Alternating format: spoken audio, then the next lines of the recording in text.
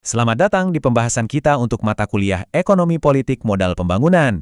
Nah, bersama dosen pengampu kita, Ibu Ulia Fidriza, hari ini kita akan mengupas tuntas satu topik yang krusial banget. Apa sih peran institusi dalam menghadapi era globalisasi? Kita semua tahu ya, sekarang ini dunia tuh rasanya makin terhubung, makin tanpa batas. Tapi ini tuh kayak pedang bermata dua. Di satu sisi peluangnya besar banget, di sisi lain persaingannya juga jadi luar biasa ketat. Nah, pertanyaannya, di arena global ini siapa yang bakal menang? Jawabannya ternyata ada pada seberapa kuat institusi yang dimiliki sebuah negara. Oke, jadi dalam pembahasan kita kali ini ada 5 bagian utama yang akan kita bedah. Kita mulai dulu dari apa itu globalisasi, peluang dan tekanannya, terus kita masuk ke 4 arus utamanya, barang, modal, teknologi, dan tenaga kerja. Nah, puncaknya kita bakal belajar dari sebuah kasus yang tragis banget di Bangladesh dan kita coba tarik pelajarannya untuk Indonesia. Yuk kita mulai dari bagian pertama, peluang dan tekanan. Bayangin deh, barang, modal, teknologi, sampai tenaga kerja, semuanya bebas bergerak lintas negara. Ini jelas menciptakan dinamika yang, kompleks. Disinilah peran institusi jadi super penting. Mereka itu ibarat fondasi yang kokoh, yang ngejaga stabilitas ekonomi dan kesejahteraan warganya di tengah gempuran persaingan. Jadi, poin utamanya ini nih, dalam persaingan global yang makin sengit, institusi itu bukan lagi cuma pelengkap. Bukan, mereka adalah pemain utama yang menentukan nasib sebuah negara, maju atau justru tertinggal. Sekarang kita masuk ke bagian kedua, arus barang dan modal. Kita akan bedah lagi dalam 2 front terdepan dari globalisasi, yaitu pergerakan produk dan pergerakan uang atau modal. Oke, kita bahas soal barang dulu. Supaya bisa ikut main di pasar global, sebuah negara itu wajib mereformasi institusinya. Artinya apa? Ya, memangkas birokrasi yang bikin pusing, memastikan produk dalam negeri itu kualitasnya setara standar internasional, dan yang nggak kalah penting, bikin proses logistik dan biaya cukai jadi cepat dan efisien. Konsekuensinya, jelas banget. Kalau institusinya lambat dan nggak mau beradaptasi, ya jangan kaget kalau produk lokal kita malah kalah saing, bahkan di rumah sendiri. Jadi, reformasi ini bukan lagi pilihan, tapi sebuah keharusan. Nah, sekarang kita ke arus modal atau investasi.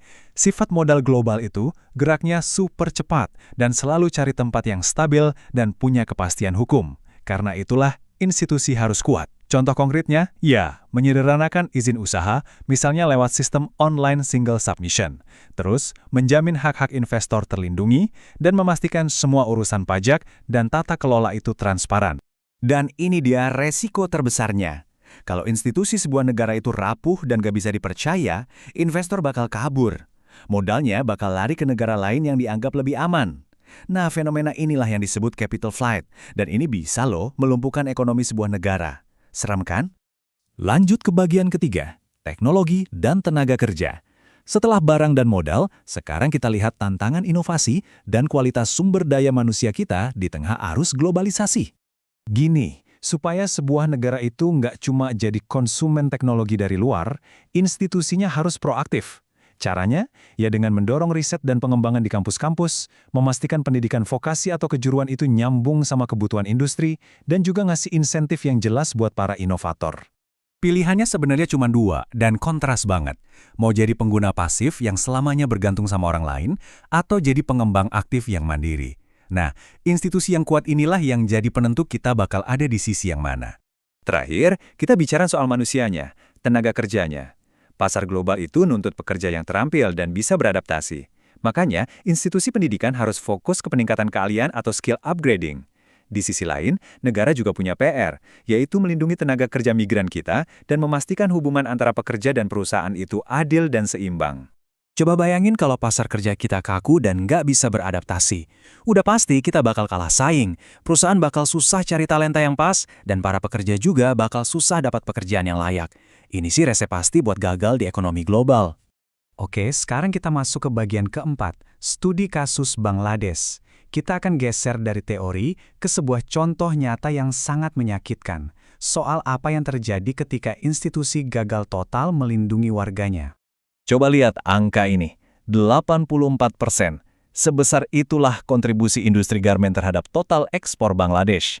Ini bukan cuma angka, ini adalah tulang punggung ekonomi mereka. Dan di balik angka ekonomi yang fantastis itu, ada skala manusianya. 4 juta orang, mayoritas perempuan, menggantungkan hidup mereka di industri ini. 4 juta. Bayangin betapa besarnya. Tapi, disinilah masalahnya muncul. Institusi mereka itu gagal di banyak lini. Pertama, standar keselamatan kerjanya rendah banget. Kedua, hak-hak buruhnya lemah dan sering diabaikan. Ketiga, pengawasan dari pemerintah itu tumpul karena korupsi. Dan semua ini terjadi demi satu hal, mengejar pesanan semurah mungkin dari merek-merek fashion global. Situasi ini adalah contoh sempurna dari apa yang disebut race to the bottom. Sebuah perlombaan menuju dasar, di mana semua pihak, dari pabrik sampai pemerintah, seolah berlomba-lomba menekan upah, mengabaikan kondisi kerja yang layak, dan memangkas standar keselamatan, cuma demi harga yang paling murah. Dan kutipan ini benar-benar merangkum inti dari tragedi itu. Mari kita renungkan sejenak. Di balik murahnya pakaian global, ada jeritan buruh Bangladesh di Rana Plaza yang runtuh, bukan hanya oleh beton yang rapuh, tetapi oleh institusi yang gagal melindungi martabat manusia. Sekarang kita ke bagian terakhir, pelajaran untuk Indonesia. Tragedi Rana Plaza itu adalah cermin yang sangat menyakitkan. Pertanyaan besarnya adalah, bagaimana kita memastikan hal serupa tidak pernah terjadi di sini, di negara kita? Jadi, setelah semua pembahasan tadi, seberapa penting sih institusi yang baik di era globalisasi? Jawabannya, segalanya. Institusi adalah garis pertahanan terakhir yang memisahkan antara kemakmuran dengan bencana. Dan ini adalah pertanyaan penutup untuk kita renungkan bersama. Bagaimana seharusnya pemerintah dan juga kita sebagai masyarakat memastikan institusi di negara kita, terutama di sektor-sektor padat karya, itu benar-benar ditegakkan, agar tragedi seperti Rana Plaza tidak akan pernah, sekali lagi, tidak akan pernah terulang di Indonesia.